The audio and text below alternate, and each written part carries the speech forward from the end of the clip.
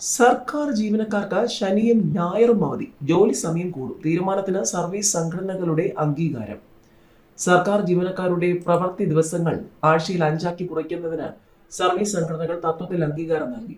Chief സെക്രട്ടറിയുടെ അധ്യക്ഷതയിൽ ചേർന്ന ഓൺലൈൻ യോഗത്തിലാണ് സർവീസ് സംഘടനാ ഭാരവാഹികൾ നിലപാട് അറിയിച്ചത്.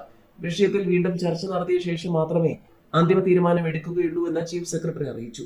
തീരുമാനം നടപ്പായാൽ ശനിയാഴ്ച കൂടി സർക്കാർ ജീവനക്കാർക്ക് അവധി ലഭിക്കും. 5 ദിവസം പ്രവൃത്തി സമയം കൂട്ടുന്ന കാര്യവും അംഗീകരിച്ചു.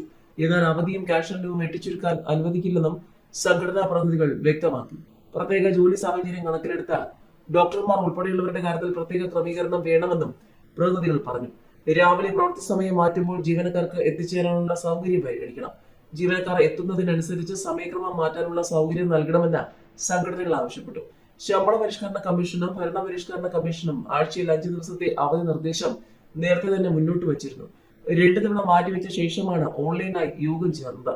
10 വർഷം ഒരു ചർച്ചയും നടത്താതിരുന്ന സർക്കാർ തെരഞ്ഞെടുപ്പ് മുന്നിൽ കണ്ടാണ് തിടുക്കപ്പെട്ട് യോഗം വിളിച്ചതെന്ന് സെറ്റോ ചെയർമാൻ ചവറ ജയകുമാർ പറഞ്ഞു. ക്ഷാമബത്ത ഉൾപ്പെടെ ആനുകൂല്യങ്ങൾ തടഞ്ഞുവെച്ച് സർക്കാർ ജീവനക്കാരുടെ കണ്ണിൽ പൊടിയിടാൻ വേണ്ടി പെട്ടെന്ന് യോഗം വിളിച്ച് വിഷയം ചർച്ചയാക്കാൻ ശ്രമിക്കുകയാണെന്നും ജയകുമാർ പറഞ്ഞു.